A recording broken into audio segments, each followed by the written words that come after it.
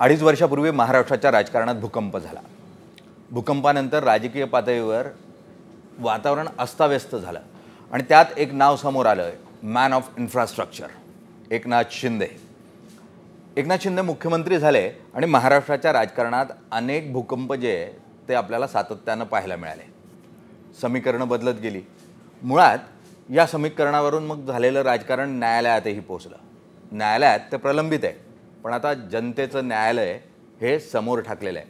60 दिवसामध्ये महाराष्ट्राच्या जनतेच्या न्यायालयाला निकाल द्यायचा आहे की राज्यातलं सरकार कोणाचं असणार, महाराष्ट्राचं मुख्यमंत्री कोण होणार.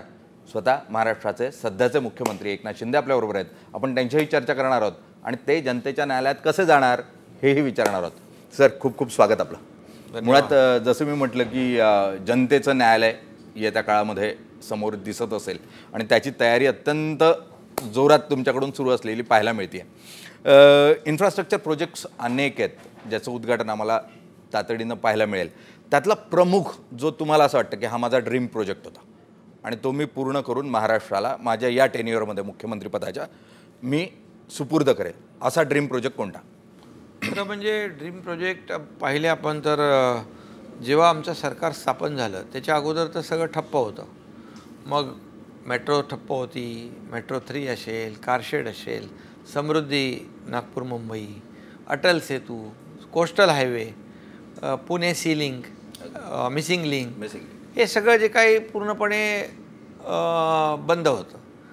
आम्ही या सर्व प्रकल्पांना चालना दिली आणि नुसती चालना नाही दिली तर आम्ही त्याला एवढं त्याच्यामध्ये लक्ष घातलं की तो CM वॉर रूममध्ये सगळे प्रकल्प घेतले आणि डे टू डे मॉनिटर करू लागलो.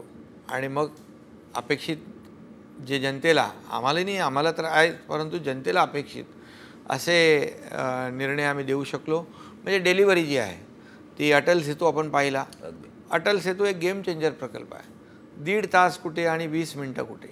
समृद्धी महामार्ग 18 तास 20 तास, आज 6 ते 7 तासामध्ये तिथला शेतकरी आपला शेतमाल संध्याकाळी मुंबईत आणू शकतो. त्याचबरोबर कोस्टल मुंबईचा बघितला, तो रखडला होता, त्याला आम्ही चालना दिली. आता मुंबई पुणेमध्ये आणखी एक मिसिंग लिंक तयार करतो आपण, ते कुणाला सगळ्यांना माहीत नसेल. अर्धा तास आणखी आपण लवकर मुंबईत पुण्यात पोहोचणार, पुण्यातून मुंबईत येणार. आणि हे सगळे जे प्रकल्प आहेत, मेट्रोचे प्रकल्प, आज 337 किलोमीटरचे मेट्रोचे प्रकल्प आहेत. आपण टप्पावाईज पुढे जातो आहे, काहींची उद्घाटनं केली आपण. आणि हा मेट्रो जो आहे सगळ्यात महत्त्वाकांक्षी प्रकल्प, कारण मुंबईच्या दृष्टीने, मुंबई MMRच्या दृष्टीने, आणि त्याची डिलिव्हरी देतो आहे आम्ही. आज जर पाहिलं तर लाखो प्रवासी मेट्रोने प्रवास करत आहेत आणि आता मेट्रो 3 हा लवकरच आपण ओपन करतो आहे. त्याच्यामुळे देखील लाखो प्रवासी या ठिकाणी प्रवास करत आहेत. साधारण कधीपर्यंत मेट्रो 3चा जो आहे BKCतला महत्त्वाचा टप्पा आहे तो तो कधीपर्यंत देऊ आपण? या महिन्याच्या अखेरीपर्यंत नक्की होईल. आणि हे असे फेज वाईज आपण प्रकल्प पुढे नेतो आहे. आणि भविष्यामध्ये जेव्हा हे प्रकल्प कंप्लीट होतील तेव्हा लाखो जी छोटी वाहनं आहेत ही रस्त्यावर दिसणार नाहीत. हे सगळे प्रवासी मेट्रोचा प्रवास करतील, आरामदायी प्रवास करतील आणि ही मुंबईतली वाहतूक कोंडी देखील दूर होईल.